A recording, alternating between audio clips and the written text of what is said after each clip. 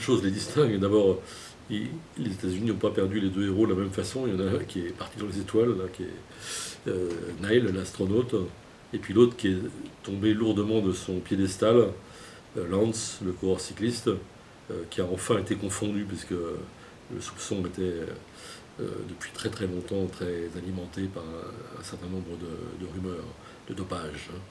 Donc ce qui les distingue, c'est, je crois, deux personnalités très différentes. On dit que Neil était un modeste, qu'il n'a jamais voulu médiatiser sa gloire, qu'il ne voulait même pas signer d'autographe de peur que ceci soit revendu à prix d'or. Et puis l'autre est un affairiste, un businessman averti, avide de fric et de gloire. Donc on a deux personnages aux antipodes l'un de l'autre.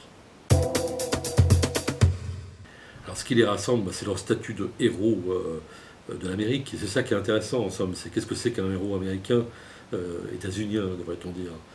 C'est à la fois quelqu'un qui fait vibrer la corde nationaliste, hein, et c'est quelqu'un qui montre dans la légende qu'on peut se dépasser.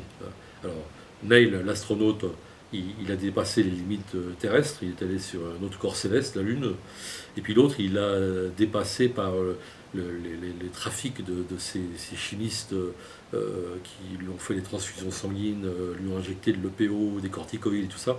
Il a dépassé les limites de la résistance humaine. Dans les deux cas, c'est ça qui est intéressant, même si ce sont deux personnages tout à fait différents, encore une fois, et que moralement on ne peut pas porter le même jugement sur les deux, bien entendu.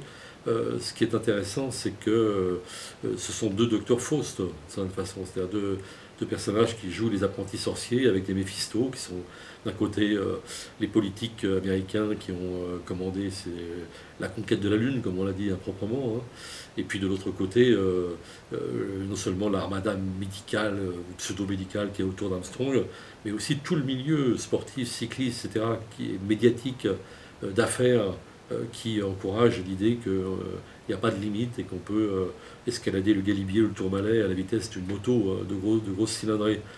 Donc ce qui est intéressant, c'est de voir que dans les deux cas, on a des métaphores de notre monde, c'est-à-dire qu'on a la légende de la grenouille qui se fait bœuf, de l'homme qui peut dépasser ses limites, et aussi dans l'artifice, c'est-à-dire exactement comme le font les financiers qui spéculent, la bulle financière, etc., etc., avec cette espèce de morale de la compétition, de la concurrence à outrance, etc., etc., et qui en fait est entièrement dans l'illusion en ce qui concerne la conquête de la Lune, puisque ça n'a rien changé pour l'humanité, et dans le mensonge et la tricherie pour ce qui concerne le milieu cycliste.